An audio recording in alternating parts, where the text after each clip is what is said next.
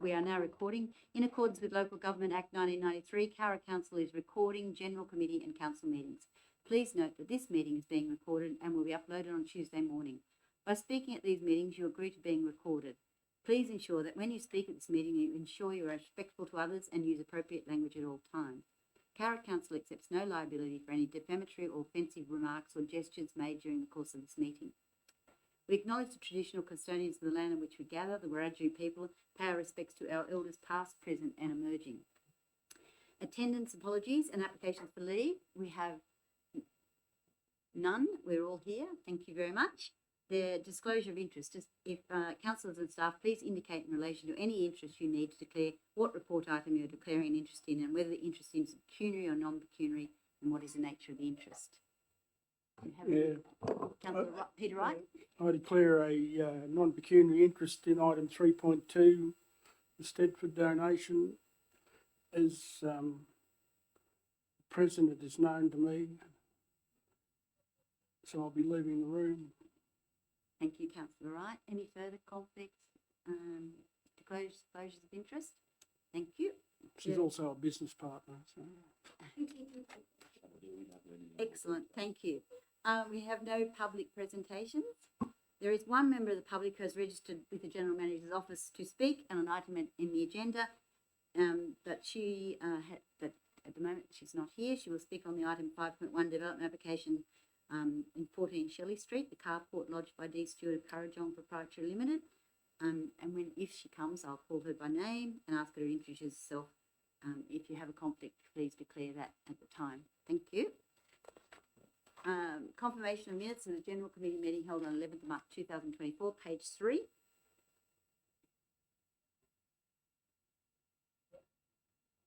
Thank you, Councillor Smith, Councillor Dew Smith, Councillor Sharon Delbo. I'll put the motion. All those in favour? Against? Carried. The Section 355 Committee minutes of Cowra Sport and Recreation Council.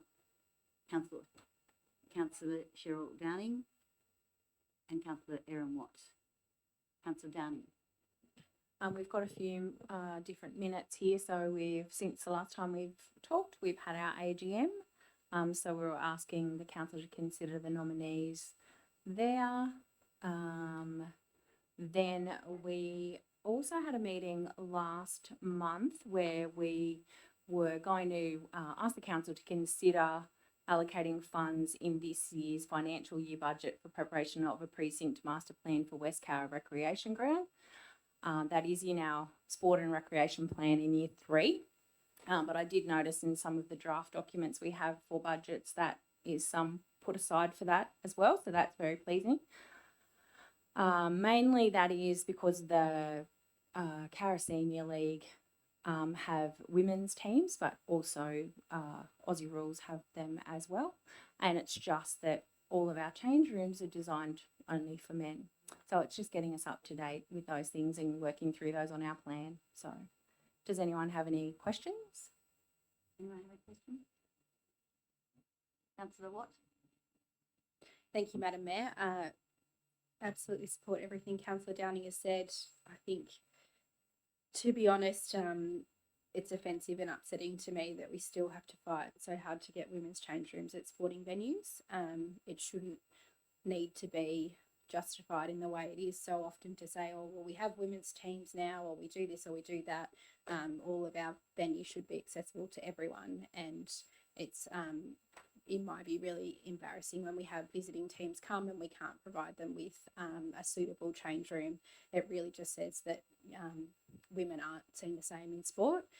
So as Councillor Downing said, it is currently in our draft documents that we're considering, and would encourage both our councillors and community to support that staying in the agenda going forward. We know if we're applying for grant funding, we need to have those precinct plans put together to be able to quickly respond to any grants that come up, and they are quite labour and time intensive. So it's important we put the money aside for such an important project. Thank you, Councillor Watt. Councillor Delbo. I'd like to move an amendment and with the addition of one new recommendation, please. Triney. Yep. The addition is that council applies for Play Your Way grant to improve facilities at the West Cowra Recreation Ground.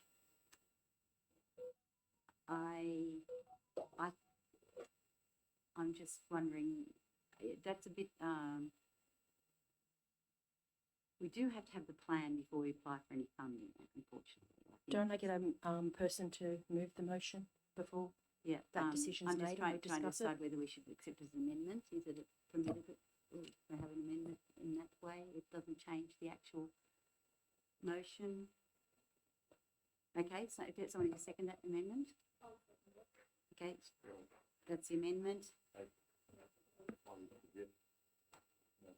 If that's the case, then I would you, suggest if the mover is prepared to second an amendment, the mover might incorporate that into her original motion in conjunction with the approval of the seconder of the motion. yeah, The that's, normal procedure. You're happy to? You're happy to do it? I was actually going to suggest that. That was my next thing. Right. Okay, so if you would like to accept that as your, as well as your motion, councillor Downing, that would be, make that your motion, original motion. I'll move that we apply for the Play it your way. Play Your Way. Yes, and that also has been flagged by our staff, so that would be very good to follow up on that as well. Thank you, councillor Delbo. Okay, Thank you. thank I you. accept that as well as the seconder to the motion. Thank you, councillor Delbo. Thank you. Can I please speak to that now in the sense that I'd like to first and foremost congratulate those that have been appointed to the committee going forward. The Play Your Way grant is open as we speak, closing on the 29th of April, and it ticks all the boxes that this report we have in front of us tonight. This funding is specifically for funding to improve participation barriers faced by women and girls in sport, and they're concentrating on two streams, that being facilities and participation plus equipment. It has been clearly identified by the Sporting and Rec Committee as a top priority for West Cowra Recreational Ground, and is listed as at the top of Council's sporting facilities priority list. I think it's fantastic timing. I encourage, obviously, for the master plan to continue, but at this point, as there is a grant available, we should be going after it. Thank you. Thank you, councillor Delbo. Any further comments? Just got a question. Yeah, I was going I'll just make a comment, Madam Mayor, that I know my grants officer is looking to complete one grant for the community energy upgrade at the moment, and then he's going on a month's leave very shortly. So I just cannot commit that I'll have resources to apply for the grant at this point in time. my concern about that. If council isn't able to apply for it, the sporting groups can also apply for it. Yeah, maybe something you can bring up, councillor Downing, at your committee. Just got a question. Councillor Wright. With the Edgell Park 40-kilometre zone, it sounds like a safety issue, but it sounds like someone can be have a licence to put the new signs up, is it, or something? Or how's it? Open the signs every time you want. Just hold on a minute, just councillor So, Wright, you're asking a question. would you You're like asking me- a question? Would you like councillor Downing to I respond? can tell you what I know about it, and then if councillor Paul Smith has anything to add to that from traffic committee. So this matter was taken to the traffic committee about when they're playing soccer on a Saturday morning, that they would like the speed limit on the Burrawa Road to be 40 instead of 50. And then we were told, or they were told, and it was taken to our meeting.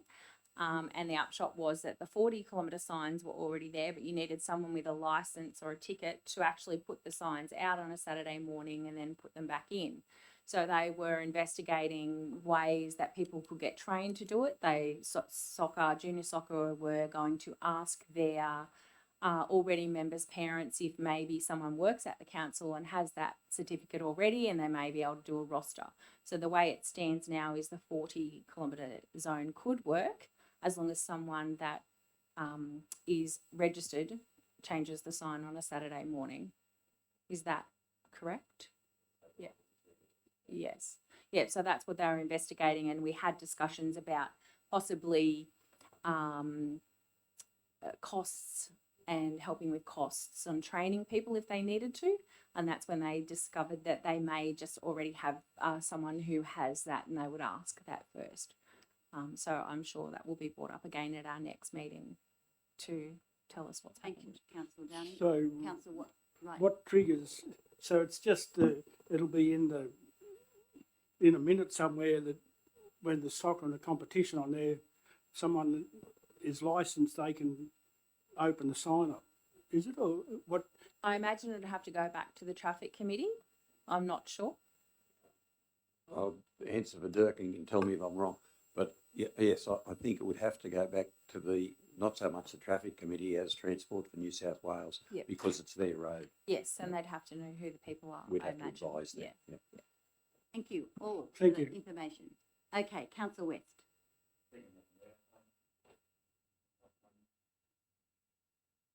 Sorry. I'm not uncomfortable with the recommendations or the addition of dot point 6. Although we do need to note the general manager's comments, and I think just assume we can seek grant funding at the drop of a hat is something we need to be mindful of. It is a little bit convoluted in regards to dot point 4 when we consider the allocation. All that aside, I'm sure quite happy to support it, but I'm just concerned and to make sure that if we do get a grant, that it does fit in with the precinct master plan that we're going to undertake on that ground. And I would assume that we have in the past few months or few weeks given good consideration to some improvements over there in the short term to facilitate women's league tag league, and that will continue in the future until we actually can get the facility up to a proper standard. But I just hope we're not grabbing funds, which we should do to some extent, but not impacting on the master plan, which will be, I think, quite a substantial document and which may not get completed for 12 months, therefore require more budget allocation going forward. So I hope that whatever grant we get, if we do get, can fit in with the master plan. Thank you. Thank you, Councillor West. Any further comment? Right of reply, Councillor Just Downing? Nick, Councillor Kiss? Sorry. Councillor Kiss? Thank you, Madam Mayor. It's just with regard to the dot point 6, and of course I am very grateful for any grants that we're able to receive in order to improve the ladies' sporting facilities. I have no concern over that whatsoever. Just concerned about the wording. I don't want to be obligating our council operational staff that I feel is an operational matter, and if we don't have, as our general manager has said, staff there to do it, I don't think that we should then be saying this is going to happen when we don't know if it actually can. So I would just like to ensure that the wording at least allows for it to be considered, and certainly applied for if it's at all possible and if it does fit into the precinct master plan, but not to necessarily obligate the staff by way of a motion. So you would like it read out, the amendment? We got an amendment. Could you take the amendment, Michael? Could we have the dot point 6? So I just have that council applies for the Play Your Way grant. That's all I have currently. To improve facilities at West Cowra Recreation Ground. Excellent. Glad we clarified Can I that. ask a question? Yes, only a question though. Peter, go. Yeah. Can you apply for a grant for a temporary solution to the problem over there? If you got portable Yeah, we can. ablutions, so it's not a permanent fixture, but it's We can apply for anything, whether we get it or not, it's another thing, but that's a point. It's a good point though. Yep, right of reply, Councillor Downing. Okay, so thanks everyone for that conversation. I'd just like to point out that although we have been contacted by the Women's League tag, and that's the Cowra Magpies League, there are other grounds at Mullian Oval in particular that actually also need work. I think that the last work we did there was 1992. I think the problem with this is that we're just making provisions for women and temporarily adding them when we actually should be making sure, as Councillor Watt has said, that we do have facilities. And from speaking to the girls who play league tag in particular, they're in Woodbridge Cup this year, They travel around our area. Blaney has a great setup. Canowindra has a great setup. There should be no reason why Cowra can't be on par with those towns as far as I can see. So if we're asking for grants and we're looking for grants, maybe our people who look after our committee, the community officers, could possibly, I'm sure they've applied for grants before, so perhaps we could rejig that somehow as well. General Manager? Possibly. So that is there somewhere else someone else on staff who could manage a grant? Possibly, I know one of our community development officers is also Yep. off on 3 weeks leave at the moment as well. Yep. So Right. it's pretty unlikely we're going to be able to apply for the grant, is what I'm suggesting to you. Okay, so thank you. That's right of reply. I'll put the motion. All those in favour? Against? Carried. Thank you very much. Thanks for the discussion.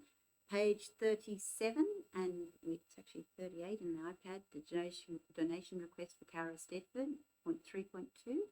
Have a mover, Councillor Watt. Councillor Wright is leaving the room. Seconded, Councillor Delbo.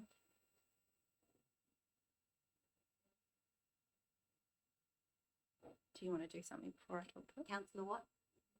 Yes, can I add to this, if that's okay? Should we pass it, I'd like to add that council to increase the section 356 budget to accommodate such donation as per the report notes. I'd be happy to accept that wording. I- So to clarify, I think Yeah. Councillor Delbo is saying to add to this recommendation, amend this recommendation to add another sentence saying council is will expand the section 356 expenses budget to accommodate this. Yep. Madam Yes. Mayor, I'm not quite sure that needs to be an attachment. If we resolve to do this, which I'm assuming we will, it comes out of section 356, but as the director's indicated in his report, the quarterly review will indicate that there is a change and extra money allocated into that dissection of the 356. So it automatically happen as a result of this particular motion. So I don't think that might get the clarification, but I don't think that's probably not necessary in light of just dealing with this particular. We'll ask Michael. Can I also add through the chair that traditionally the Stedford doesn't settle their accounts until the next financial year, so it'll be reflected in next year's budget. But Councillor West is correct that there's an opportunity in the QBRS fourth quarter to amend that if required. So I think the other thing is that this is not going to happen until next financial year. We're already, and if we change the amount of budget, we don't know how much it's going to be either. So once we get the amount of money in from the Stedford and how much they're going to have to spend or how much it's going to supposedly cost, then we will change the figure for the 3556 donations budget at that time, because we don't know how much it's going to be. So, and it just gets done in the quarterly review. So that may be more. We don't know how much that's going to be. So I'd just say, Madam Mayor, but it's not incorrect to put it in there. No, It's just saying that whenever the time arrives, we'll increase the budget Okay. to accommodate. well, we'll leave it in. That's fine. Thank As you. long as everyone's comfortable with it. Everyone happy with that? Okay. Yeah. Go, Erin. So speaking to the amendment first, I think it's prudent to put it in there, as we do note this significant donation does make quite a change to the 356 budget that we have put on notice to our community. We've put in our forward plan, and we are putting forward that we are going to increase that amount of money. While procedurally we may do it, we may already have the processes. It's important for our community to note this, because it is quite a significant amount that we are choosing to go forward. And as I think Councillor West pointed out, we're not at the end of the financial year, and this gets us to beyond the 356 budget. So it's important that we consider that in how we present our funds. Onto the issue at hand, I strongly support this recommendation, encourage all of my councillors to do the same. The Stedford is a fantastic event that brings many people to Cowra. for a month, over the whole month that it operates, and it provides our community and surrounding communities the opportunity to display their talents and engage in the arts. It can be a great standing point for people to develop skills such as public speaking. I myself participated in many Eisteddfods over the years, and hopefully Miss Jenny Friend would think that I have taken on board her speech and drama suggestions. But it's a fantastic event in our community, and as we previously discussed, the Eisteddfod Councillor Paul Smith has noted that it's the 4th longest running in New South Wales, and I think that's a fantastic legacy for us to have as a community. The Eisteddfod is also run by volunteers who dedicate a huge amount of time and resources to this event, and I absolutely think as a community we should stand behind these wonderful people who choose to spend, around 2 months spent on their time on this on weekends and taking time off work to take part. And it's a great opportunity for council to put to use our great facility of the Civic Centre to support the aims that we espouse as council. Thank you. Sharon? Okay. Anyone further comment? Okay, I can just congratulate Michael on getting this organised and coming back to us with a good report. Thank you very much for that. I put the no right of reply necessary. I'll put the motion. All those in favour? Against? Carried. Thank you. Councillor Wright, and we're on page 40. 41. There's more on this. Australian Chapter of the World Peace Bell Association, Section 355 Committee. Sharon, Councillor Downey, Councillor Watt, Councillor Downey. I will take any questions, but basically we received a bequest of $50,000 and we were contacted by the General Manager as a committee to discuss ways of spending that money that could come back to council as recommendations. So we have a couple of ideas here. One, our main function is that we run the Youth Peace Day. So spending that on a very valid guest speaker who is quite more expensive than normal. But we feel, it was felt by the committee that we would get a bigger roll up. He would also be used as a guest speaker at the Rotary Peace Dinner as well, and that it would be very valuable, and we may be able to get a wider range of schools to come along from wider in our district, which was the aim. Obviously getting the students in the room is the hard part, so we've had discussions about possibly going to schools and explaining and asking them to come, and they've already put that in their calendars for this year, so that's a good start. Does anyone have any other questions? Anyone have questions? Yeah. Yep. Katie Brown, photography. Yep. Where's she come from, and the two? What are you going to do with the 2 videos? So Katie Brown is from Cowra. She's a local girl. She did the video packages for Australia Day. So the idea was that we could have these video packages done up. There would be a QR code possibly installed on the Peace Bell that visitors could use. We could also use it in advertising material, and tourism could use it as well. So going forward, we would have the story of the Peace Bell, and that would give us an opportunity to spend some money to promote it outside of Cowra as well. Thank you. Second, yeah. Councillor Watt. Thank you, Madam Mayor. Just briefly on the videos in particular, something that I think I've really found, and I think Councillor Downing would agree, coming into being a member of the World Peace Bell Association, the story of how the community organised and promoted to get the Peace Bell isn't widely known, and because of the amount of time that it's been since it occurred, the story is getting lost a little bit. So I think by making this, making a film that can be used over time, that gives us a way to retain that story and be able to tell that going forward for quite a bit of time. And I think particularly each year when we have the Peace forum for young people in our community, it'll be a really great way to show that story going forward. Thank you, Councillor Watt. Any further comments? Councillor Smith. Judy Smith, sorry. I was looking at you, Judy, sorry. Thanks. I think that both ideas for the use of the bequest are terrific. I think Craig Foster is an inspired choice. He's really well known and really well known for his activities on behalf of disadvantaged people and inclusivity and all that sort of thing.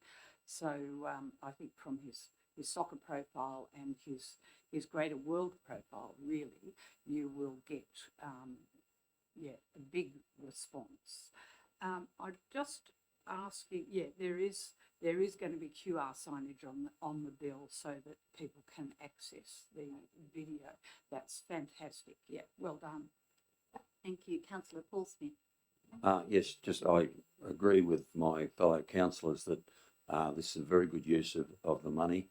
I'd like to see copies of the videos distributed to schools. I think it's an excellent use of the money. But I just would like to say to people, if you get the chance to read Craig Foster's biography, you can understand why he looks after disadvantaged people. The bloke went over to England and lived in a car while he tried to get into the first division. And then he had some very bad treatment from a lot of people. So it's a great story. So I do encourage people to have a look at it. Thank you, Councillor Smith. Any further comments? Sorry. Councillor Kiss.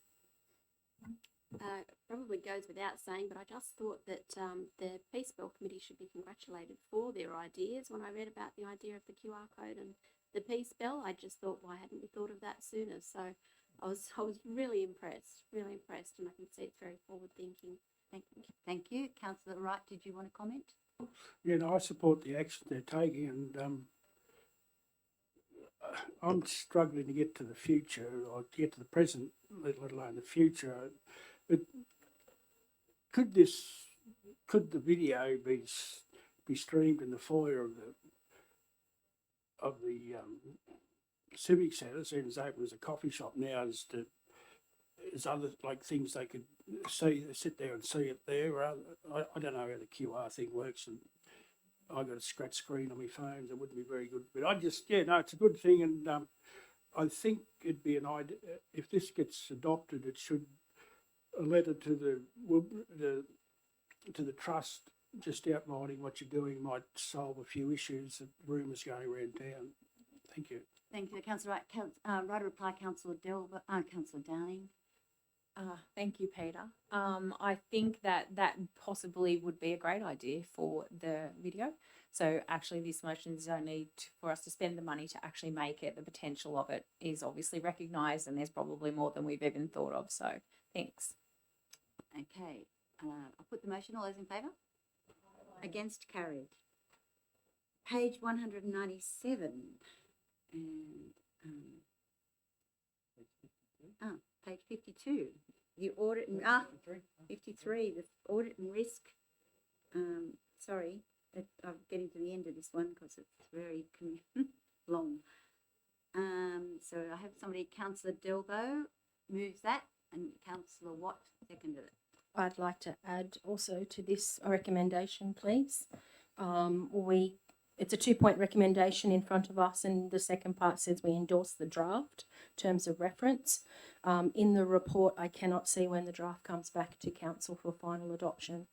So maybe some clarification around that, please. And following that, does this need to go out on public exhibition? And that will form maybe a third recommendation.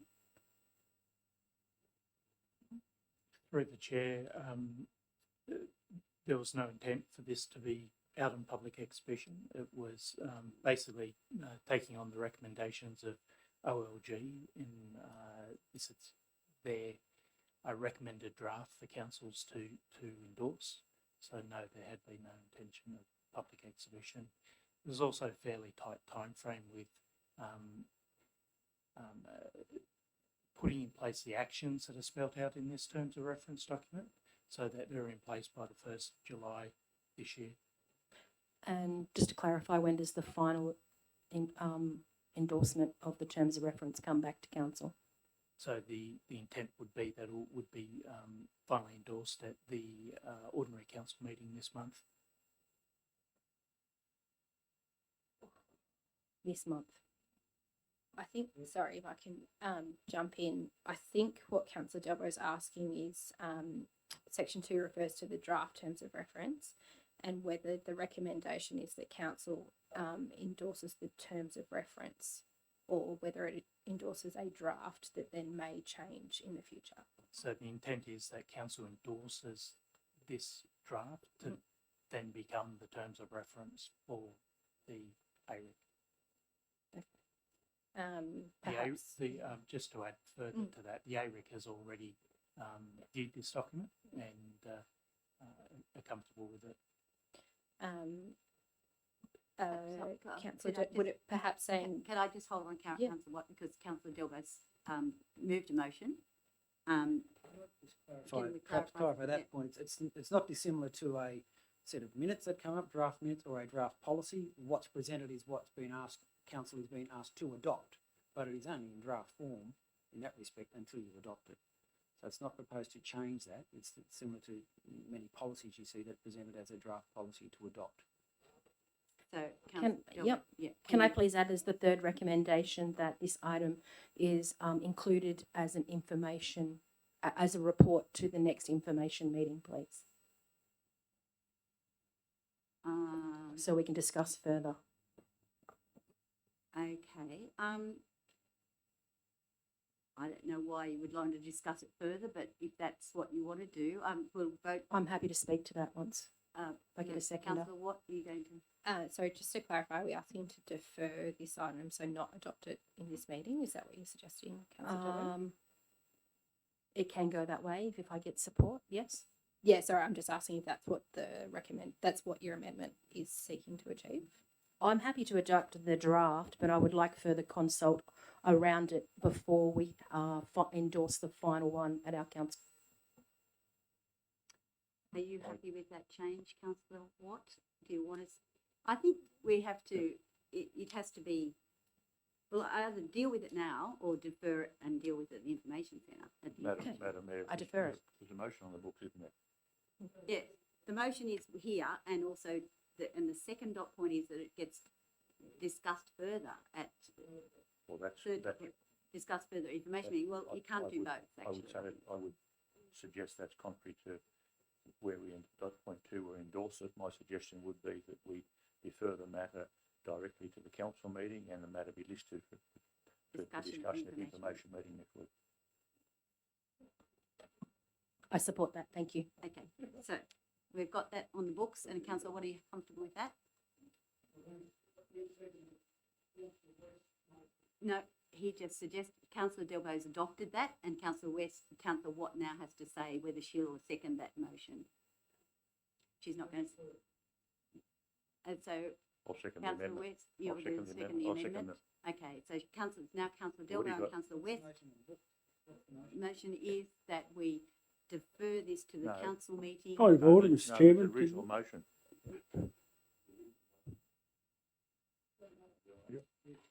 What I have, the original motion is, there's no original motion because Councillor Delbo moved one with an addition that Councillor Watt has not accepted. So we do not have a motion on the table that I can see. But now we have. Sorry, guys, the confusion. Okay, please, this is the following recommendation that I'm putting forth. Number one, that council notes the report from the Director of Corporate Services on the legislative changes relating to the Audit, Risk and Improvement Committee. And number two, that we defer this item to discuss at length at the next information meeting. And number three, to be presented then to the next council meeting for. It's long-winded. I'm happy to second it. Okay, so Thank you. Councillor Delbo and Councillor West. Okay, Councillor Delbo. Thank you. First of all, I just want to thank the work that has gone into this. The new changes are obviously to come in effect by the 1st of July this year, which is not that far away, and hence why there is such a tight turnaround with this. In saying that, though, We have known about this since December last year with a circular that was provided from the local government, and as a result, I'm a little lost as to why it's in front of us now when it probably should have been a few months ago, and hence why it's put pressure on us here tonight to endorse. I'm very much aware that the draft terms of reference that we do have in front of us tonight is on par with the draft reference that the local government the Office of Local Government has provided us to follow, and I have compared both documents.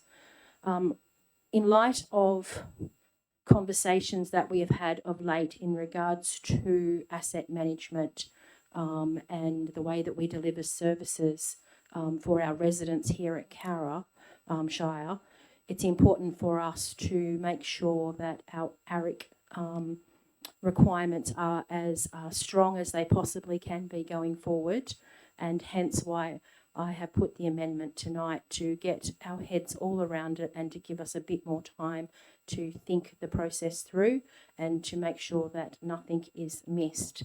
There are many changes that they are presenting to us tonight. The government, the state government is presenting to us tonight, and with that includes, independent members now up to 3, councillors now being decreased down to 1, and so forth. There's an additional charge or expense that will go with this, and so we need to have conversations around where the funding for that is going to come from. One of the things I did notice in the terms of reference is that the ARIC is to have a work plan, and I think this is probably one of the key pieces going forward.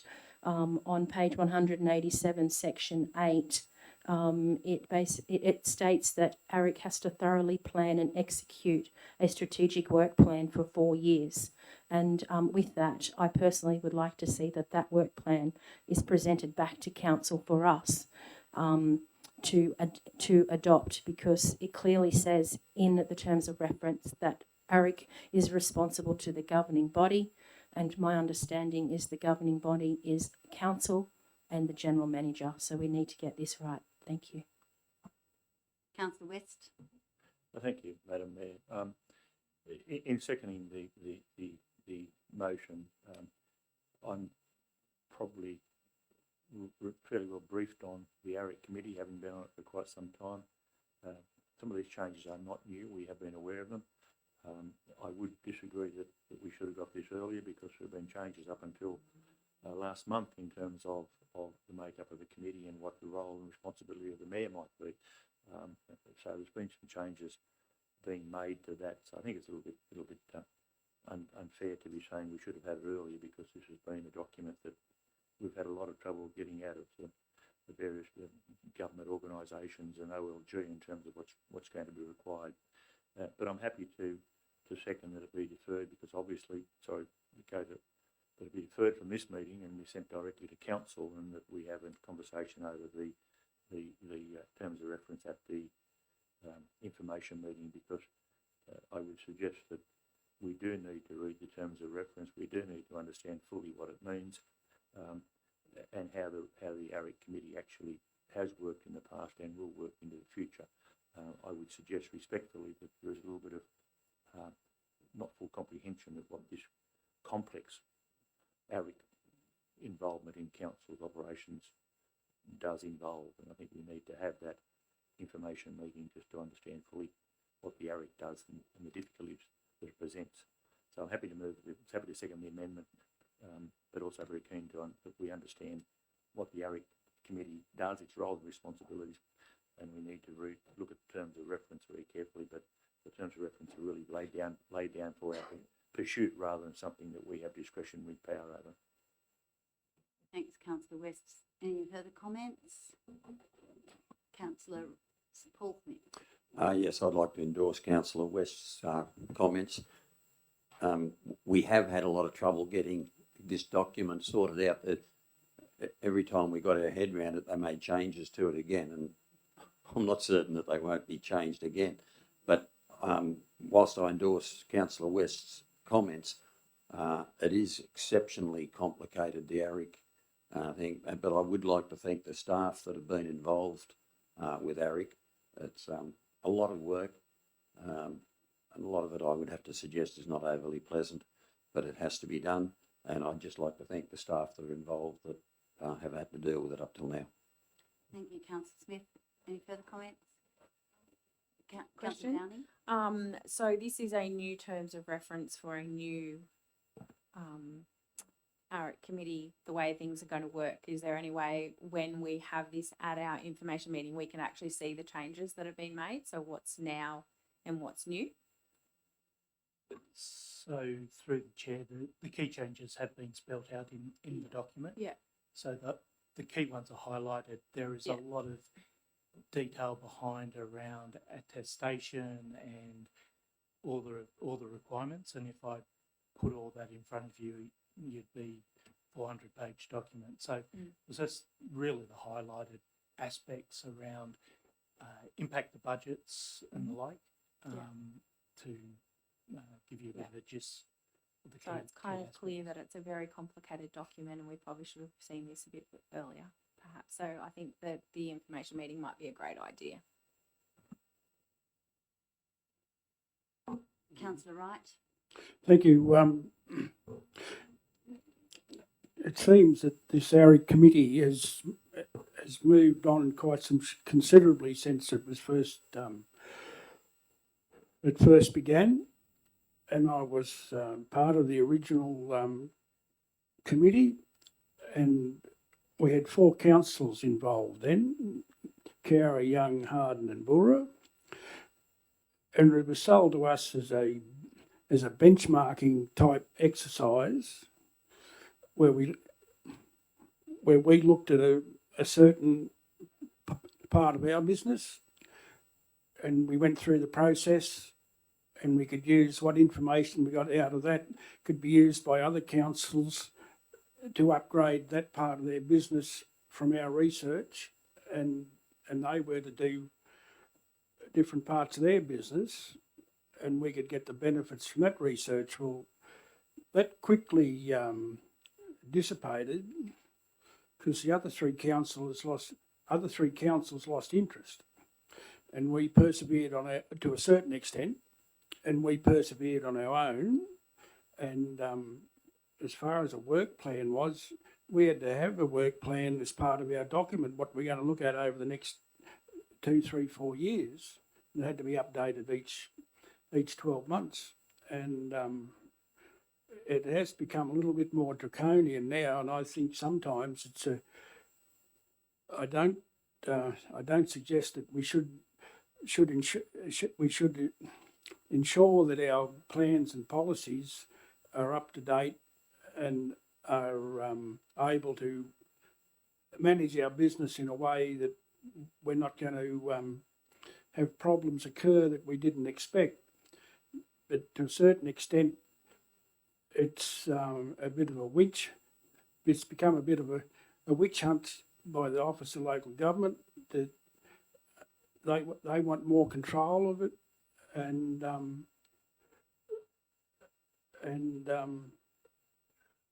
it's becoming more draconian.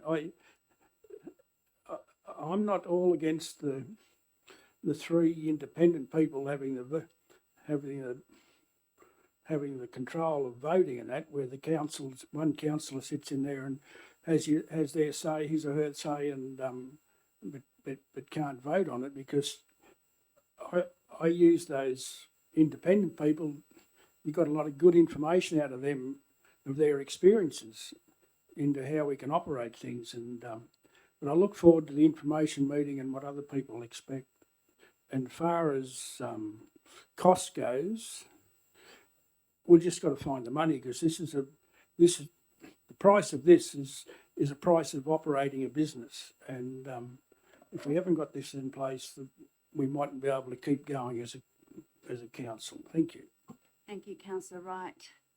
This is a statutory requirement under the Local Government Act, and it's a morphed out of the other ARIC. It's also, we've opposed it. Local government across New South Wales has opposed the implementation of this with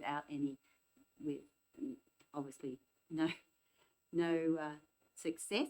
but it is cost shifting and it puts a lot more money, and we have to spend a lot more money on these types of activities, which previously were done by our auditor.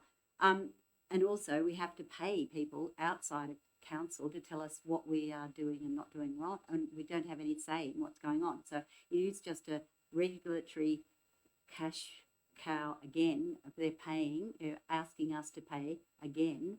The government's asking us to pay again for what they want to do, their regulations that they want to impose on us. And I just get really annoyed because we continually have to pay. No one's saying we're going to give us the extra 20,000, but we just have to do this under rules and regulations and local government.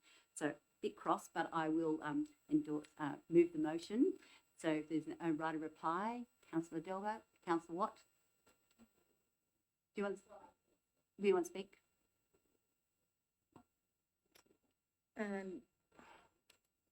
I thank Councillor Delbo and Councillor West for proposing to defer it. I think through this conversation we've highlighted that there's a lot of conversation that needs to be had about what the role of ARIC is and how we plan to engage through that as a council.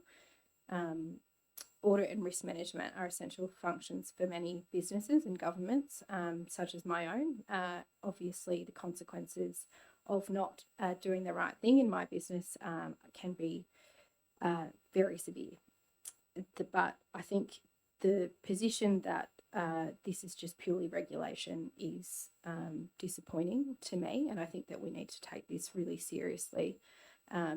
We operate in situations where there can be really severe consequences for our actions if we don't do them correctly, and we also need to abide by that higher responsibility if we are making decisions about public funds and the provision of public services, and we should do so in a way that we are really sure as councillors and as for our staff that we are really sure that we are doing the right thing and that we are making the best decisions for that money.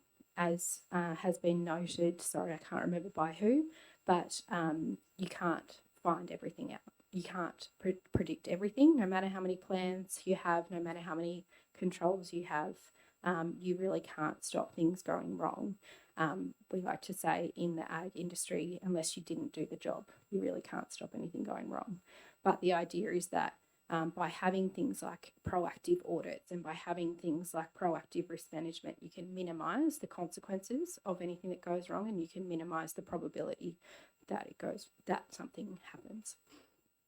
So I think we need to have a serious read of this, and all of us as councillors need to look into this and make sure that we are properly utilising this function that, as Mayor Ruth has put forward, is a push on us and is a substantial budgetary implication that we haven't planned for going forward, and of course that is significant. But as has been noted by the councillors in the room that have been on ARIC over the years, what that budget is going towards is recruiting the skills and experience and expertise required to really provide that oversight, and making sure that we are applying the resources as well internally to properly do those audits and properly provide that information. So I just wanted to note that I think it's important that we really address that as not just a annoyance, but an important part of what we do.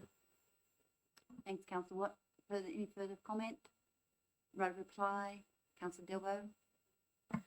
I just want to thank everybody here tonight for the debate that we've had. I really appreciate it. I've underestimated the importance and role of the ARIC committee, and this report and previous ones we've had in front of us in recent times has certainly increased my knowledge, and I look forward to learning more in this space and sharing that with all of you here tonight. It's a very important committee for council, and as said, it is legislated under Section 428 of the Local Government Act. It's very clear as to what its roles are, and as said by Councillor Watt, that we have a responsibility to make sure that we continue to be compliant, and we've got risk management in hand. Our financial management is sound, and obviously the implementation of our community strategic plan, delivery plan and operational plan. do have concerns about the extra costs that are going to be implemented in doing this and having to find the funds that we're going to need to do that. I'm not too sure what the going rate is for an independent member to sit on ARIC compared to a councillor fees, but maybe I might jump ship. There we go. And maybe that's something that New South Wales government needs to look at too. The only final thing I'd like to draw out of this is knowing that all the councils across New South Wales are under this pressure and mandatory change.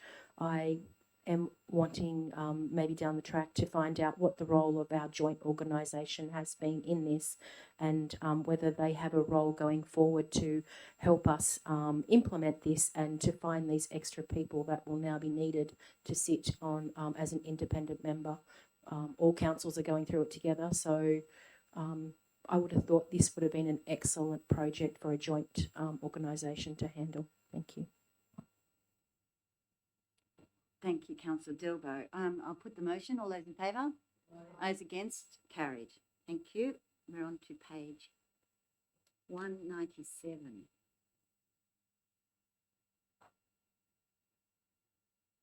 It's the proposed introduction of the dam safety levy. Councillor Judy Smith. I have a seconder. Councillor Nikki Kiss. Councillor Smith. IPART seems to me to be an organisation that give us with one hand and take it away with the other. And what they give us and other like bodies is extra compliance and extra expense. And what they take away is our ability to service that extra expense by rate pegging and so on.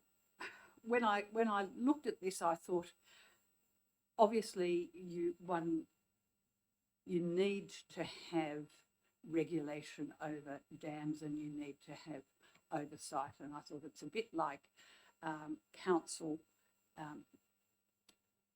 inspecting private swimming pools for compliance and safety.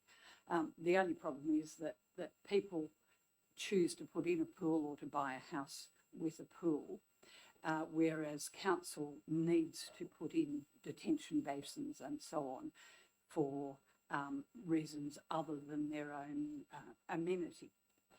So I would like to thank the Director for his report, succinct report. I really hope that the submissions from 2020 will in fact be considered by IPART. Their track record in considering submissions from councils is not great, I feel. However, and I thank the Director particularly for the three issues that he has identified that will go into, I hope, our submission by the 15th of April, because it is really important that as strongly as possible we say that we have already significant costs in creating and maintaining these dams and in inspecting them and all that sort of thing. And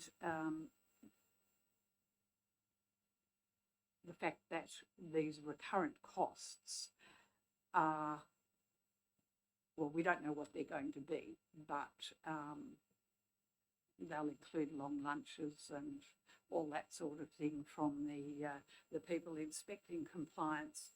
So yes, a potential additional recurrent cost of up to $68,000 per annum, and I guess that's a notional amount, but it's quite a frightening amount taken together with the previous recommendation. It shows that again and again councils are being asked to do more for their communities, to pay more, and it's just not going to work. So this is not part of this, but we really need better funding systems from the state government. Thank you. Thank you, Councillor Smith. Councillor Nikki Kiss. Thank you, Madam Mayor. I actually find this to be an interesting concept, and of course it goes without saying that there do need to be safety checks on dams. There's potential for major damage, loss of life, so that is an important aspect.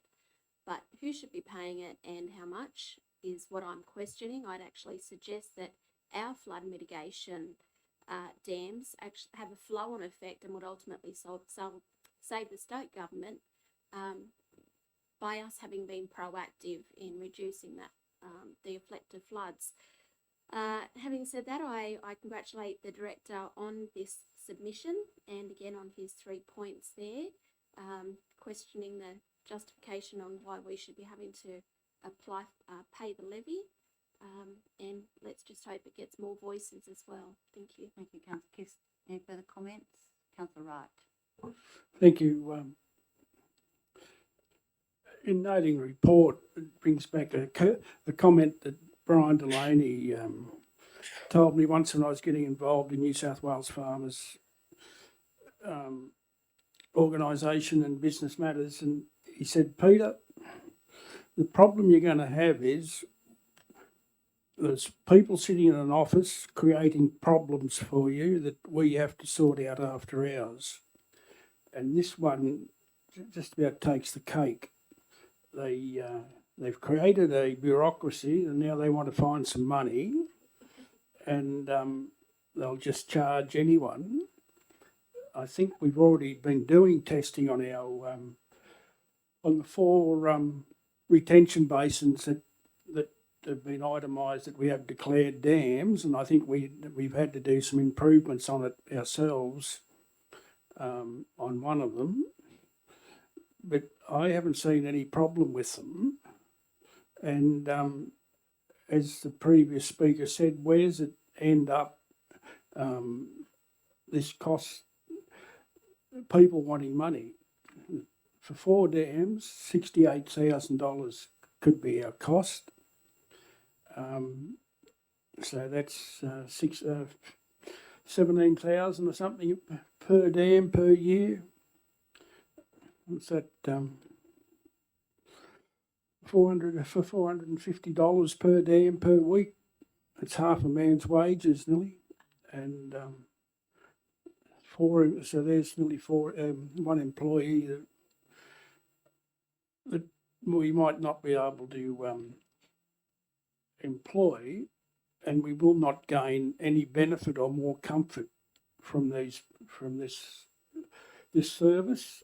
At least with the previous motion we just discussed, we hope to improve our safety conditions and risk management. Where they won't give us any guarantees that our dams are right. They'll just tick and flick boxes and send us a bill. I wonder what they're doing on the Hawkesbury and Nepean at the moment with the big major dam overflowing and causing problems. I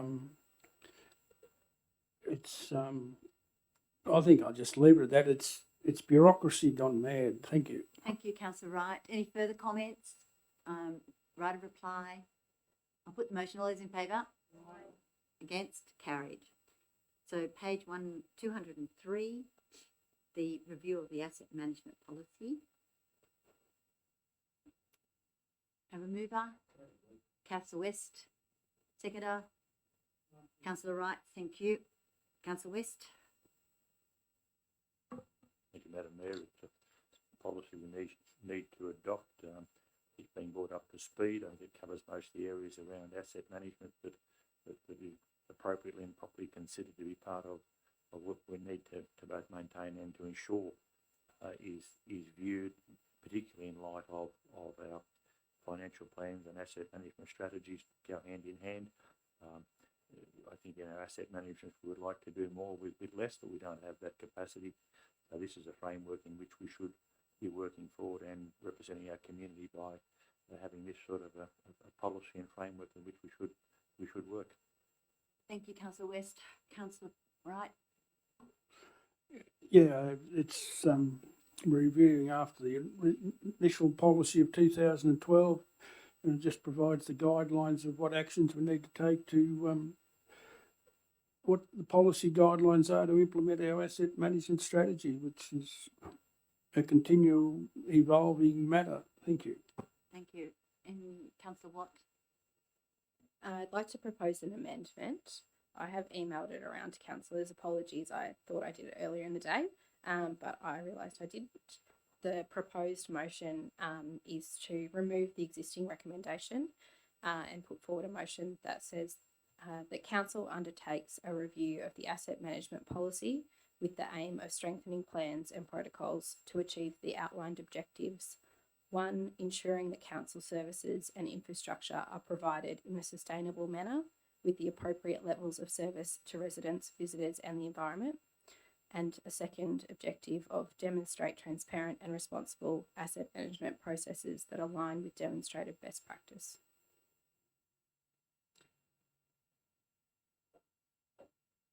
So has it got a seconder? Councillor Downing? So do you want to speak to it? Yes, thank you, Madam Mayor. Okay. In reviewing the asset management policy as presented and in reflection of recent reports presented to council, predominantly around the failure of our fluoride system and the issues around management of recycling in 2018 and 2019, I believe that this policy as it's currently developed is currently not providing appropriate controls and guidelines to deliver the quality, control and transparency desired by council and by our community. As we've recognised, our fluoride system was not scheduled in our asset management strategy for renewal in the period of which it did fail. And we've highlighted some concerns around when and how it was raised above the operational level, and highlights, as did our discussion around our ongoing discussion around the recycling situation in 2018-2019, that there is some lack of clarity in this space around how things are reported beyond operational considerations and how we make decisions around dealing with these issues. As articulated in the motion, there are a number of objectives outlined in our asset management policy, and I think reflecting on the two that I highlighted really show that we need to do more work here. Ensuring the council services and infrastructure are provided in a sustainable manner with the appropriate levels of service to residents, visitors and the environment, particularly around our failure to provide fluoride for the past 15 months and going forward at least another 3. I think this issue highlights that we didn't pick this up in time, and we were delayed in making sure we had those decisions in place.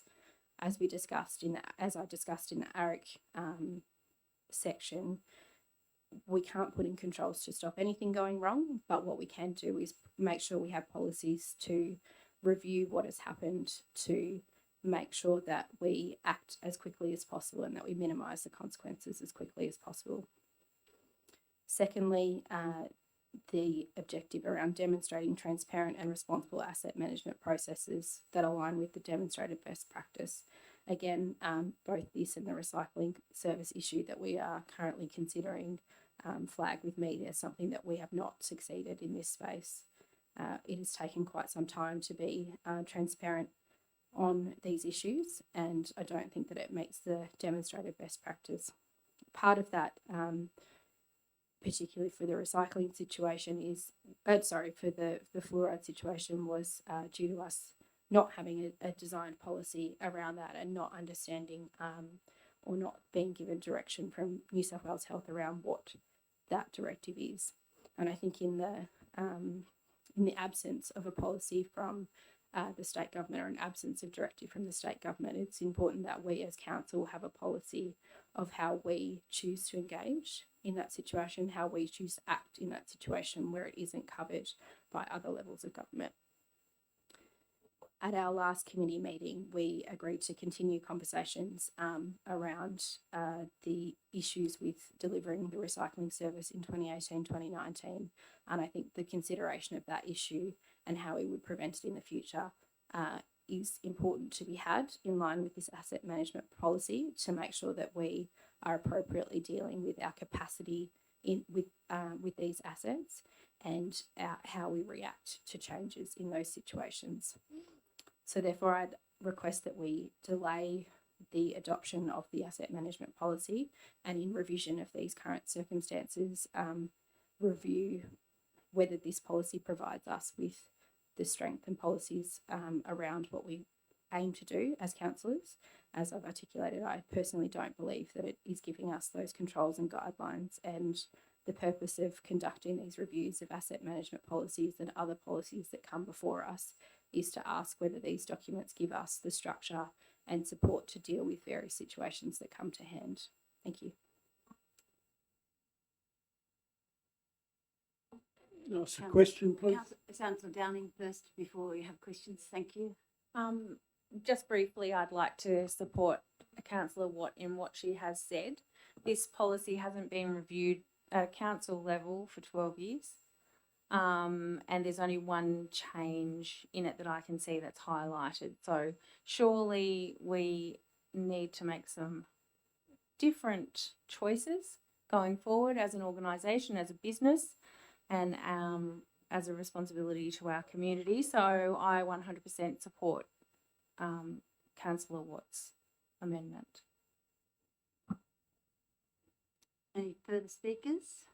Question, please, to through the chair to Councillor Watt. So therefore, the diagram and everything there that goes through to formulating the policy, you think is not adequate to develop a policy?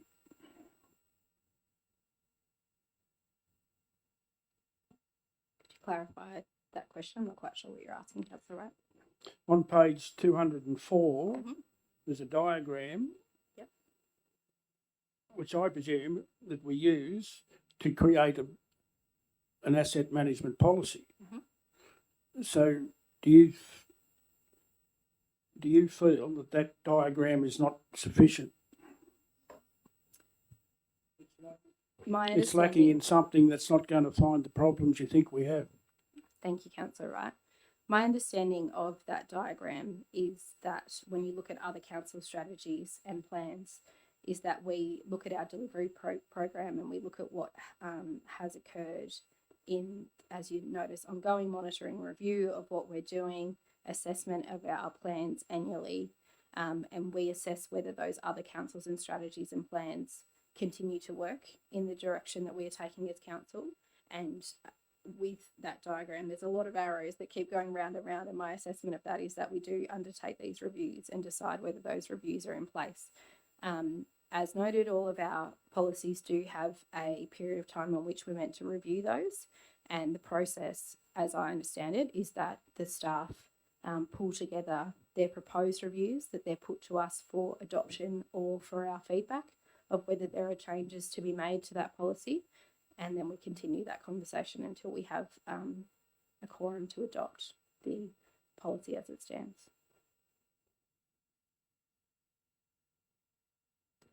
Councillor Judy Smith. I'm going to have to vote against this revised motion. I understand where it's coming from, and I take Councillor Watt's point that she intended to provide it earlier today. I would have liked it a week ago because I think the wording of it is a little ambish, and I'm not sure what the results of such a review would be. For example, what budgetary implications there would be. So I have some questions around this. I think as I said, I understand where it's coming from, but I really think we need more discussion about this in order for, well, me at least, to get my head around it. Perhaps I'm the only one. So unless we can have time to discuss it between now and the council meeting, I would have to vote no there as well. Any further comments? Councillor Dilbo. Thank you. I support the amendment put here tonight. I believe if you have questions or uncertainty around this item tonight, then having more time through deferring it and looking at it may be the way forward in that space. This is another substantial document that leads into the asset management plan. With that, the reasons why I am supporting the amendment and that we should take advantage of having this document in front of us as we speak, because it does allow us to do better in this space. As mentioned, it was put together in 2012 and to, as already said here tonight, to only have one change, I find that very limited. That we've had 12 years go by. Is that right? Did my maths right? Yeah. That I feel that we probably haven't captured everything that probably should be in the policy, because the policy is what sets up. It's the document that sits above the asset management plan, if my memory's right there too. So there's a couple of things that stand out for me. And the first one is on page 209 under the principles. Point 4.2.4 says an inspection regime will be used as part of asset management to ensure agreed service levels are maintained and to identify asset renewal priorities. Not pointing fingers here, okay, but I'm just going to state the obvious, the white elephant in the room. If inspection regimes are held across all our assets, including a MRF, for example, then the situation that took place in 2018 and 2019, my understanding would have been picked up and we wouldn't have to be debating it now. So it's very important that our inspection regimes are stuck to and allocated. And if we don't have sufficient resourcing around that, then that is something that councillors needs to be brought to councillors to address. The next one underneath that talks about agreed service levels. And again, in recent weeks, are we meeting our agreed service levels that we have said that we would with our community? The asset management plan was adopted back in August in 2023. And if I had the opportunity again, I would certainly be pulling that one back into council to have a look to make sure that we have all assets listed and accounted for in the plan so we can continue to plan for those going forward and what the requirements are for ageing infrastructure for our council, but all councils across New South Wales. And the final point that I was going to make, that under section 7 of the policy, there's one that specifically lists us as councillors, 7.1. Councillors are responsible for adopting the policy, which, okay, that's easy enough to do. But the next part is where I feel a little uncomfortable, and that is and ensuring that sufficient resources are applied to manage the assets to the desired service level. So that's the point that, well, I don't believe we have sufficient resources at the moment. We wouldn't be dealing with some of the things that are in front of us. And I don't know what the solution is, because obviously we have only certain level of funding. But that last point of that dot specifically for councillors has me concerned. Thank you. Councillor Wright. I take it that, I'll ask the question first, that what Councillor Watts proposed is replacing what's the current recommendation is. Yeah. Is it? That, right. Thank you.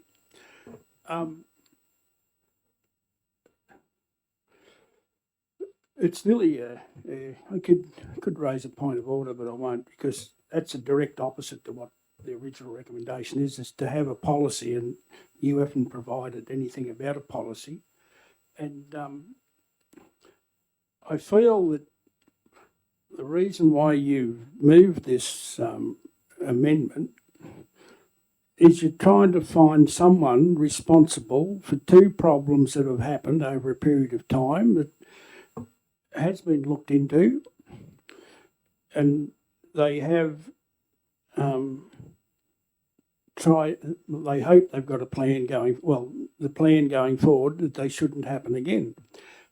As far as the fluoride was done, our director was operating under Department of Health recommendations up to the last minute when they decided to throw him underneath the bus. Now, as far as councillors are responsible for adopting policies and ensuring sufficient funds we've been doing that all the time.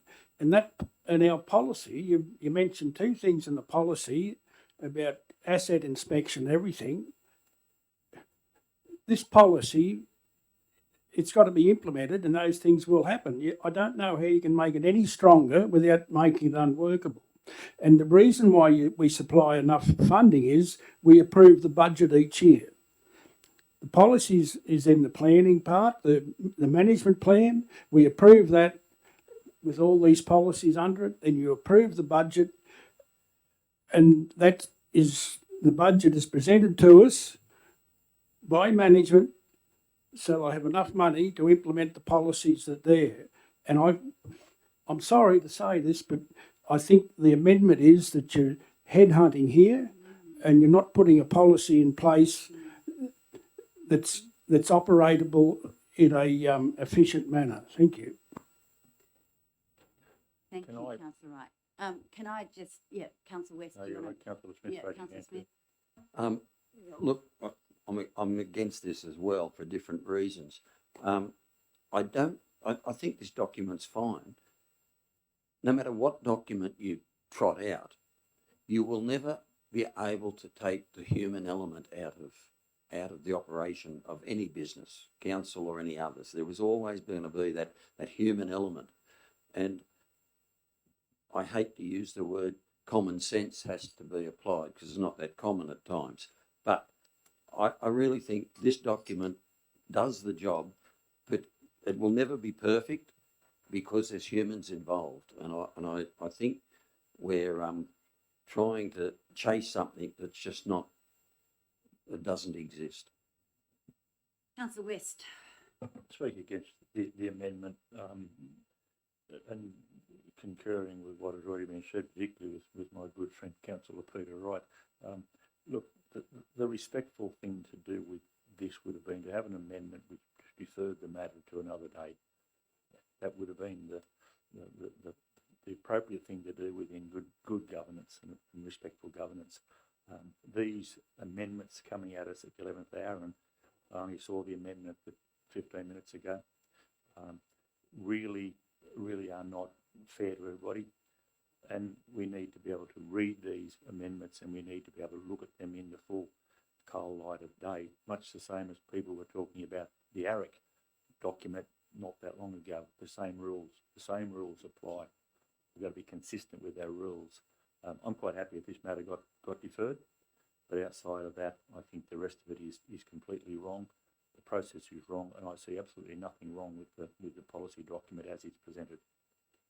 Thank you, Councillor West. Any further comment, Councillor Kitts? Thank you, Madam Mayor. I would like to support Councillor West's position in suggesting a referral might have been a better option. I think that this document in itself is quite succinct. I think that to add more to it would be convoluting it. I feel that it contains everything that it needs to. It talks about legislative requirements and so forth. I don't think that anything that has happened that perhaps shouldn't have, could have been changed by having altered this document in itself. Having said that, again, I do think that deferring is a better option, because I know I, for one, don't like having things thrust at me at the last moment to suddenly reconsider, especially when they are as important as this document itself. Thank you. Any further comment? I'll put the motion. I've got a question. I'll put the amendment. Sorry, right, reply. You don't have a right of reply. Question, please. Is it, in anything that Councillor Watt moved, was it deferred? Was it I'll read it to you. if Move you to like. be deferred first No, before it the, says that council undertakes that this is something that's not an amendment. It's actually the motion, replacing the motion that we have, recommendation that we have. Is that right? Sorry, it's an amendment. It's an amendment. Councillor West.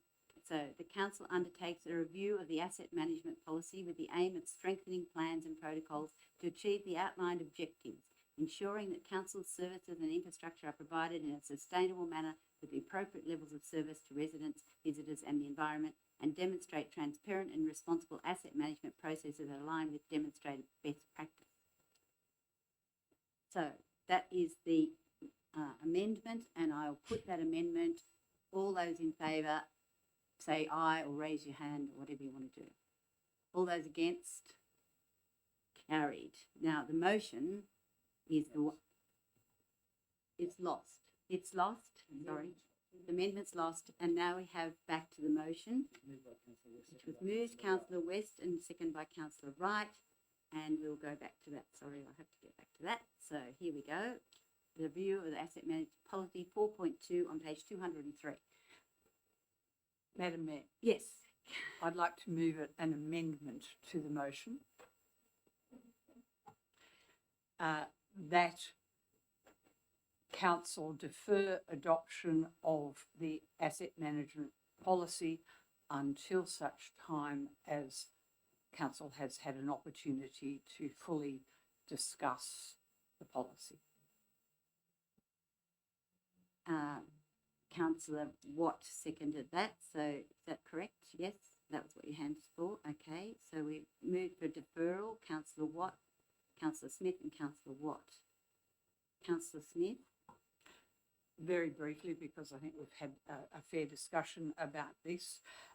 There are a significant number of people in the council who feel that the asset management policy needs changing, needs addition, and I don't want to be the one who, given that I have said I haven't had time to fully consider the ramifications of the amendment, I don't want to be the person who says we can't have any such debate. That's why I've moved the amendment, and I don't know whether we will have time at the next information meeting. Agenda's probably already been set and is now quite full, so it may need to be at a later date. Thank you, Councillor Smith. Councillor Watt? Any further discussion? Well, I put the amendment. All those in favour? Against? Carried. The amendment. It's now the motion. I'll put the motion. All those in favour of deferral of the review of the asset management policy as presented? Against? How does that work? That work? Carried. Let's move on. Development application, page 210, number 142024.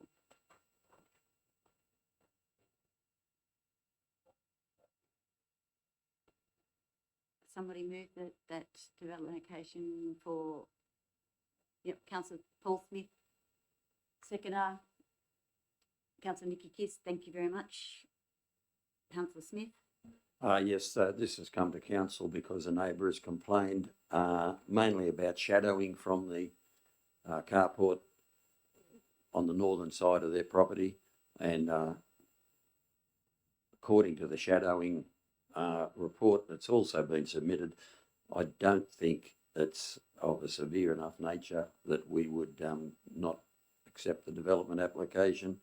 It's regrettable that anybody throws a shadow over somebody else's place, but if you live in a town, it is inevitable that it will happen. Thank you, Councillor Kiss. Thank you, Madam Mayor, and basically shadowing Councillor Smith's words. I'd like to thank the neighbour for their submission, though, because it does give us the opportunity to investigate areas that there may have been concern over and maybe had been overlooked. But again, in this instant, we've had these shadow diagrams. It shows that they're unlikely to have much impact beyond early morning. And yes, I know that a lot of us out here in the country experience an awful lot of sunlight, and we don't sort of tend to realise what the legislative requirements are, but I still think it would have minimal impact. So thank you. Thank you. Any further comment? I'll put the motion, all those, right, a reply, sorry. I'll put the motion, all those in favour, raise your hand. Carried. Thank you. Now, development application number 120, 2023, 200, page 241. It's a shed in Bartlett Avenue. I have somebody, Councillor Smith, Councillor Smith, Councillor Smith, Councillor Paul Smith, Councillor Judy Smith. Councillor Paul Smith, would you like to comment, please? Madam Mayor, have you got a stutter or not? Beginning to think I have. Yeah, look, this has only come to council because in order to get the stormwater away from this building, it has to be higher than we would like it to be. But if we don't have it that high, the water will not flow out to the front street, and there's no provision to go it out to the back towards Kendall Street. So I think it's the, shouldn't use the word common sense again, I suppose, but I think it is entirely appropriate that it is allowed to be high enough to run the water back to the stormwater back to the Bartlett Avenue. Thank you, Councillor Smith. Councillor Smith. Before my head explodes. And further, the neighbours, there were no neighbour objections to the notification, and despite the height of the shed, because of the topography, it's barely visible from the road, so I see no reason to not pass it. Thank you. I'll put the motion. All those in favour? Against? Carried. Excellent. No late reports. No notice of motion.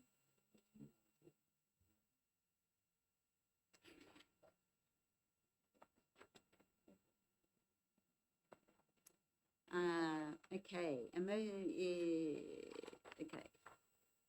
Confidential matters. That council considers the confidential reports listed below in a meeting closed to the public in accordance with section 10A2 of the Local Government Act 1993, 9.1, request for water account adjustment, assessment number 78631, and 9.2, request for water account adjustment, assessment number 36865. These matters are considered to be confidential under section 10A2B of the Local Government Act. Council is satisfied that discussion of these matters in an open meeting would on balance be contrary to the public interest as they deal with discussions in relation to personal hardship of residents or ratepayers. I have a move to go into closed meeting. Councillor Elbow, Councillor Judy Smith, all those in favour? Then we will turn off the electronics.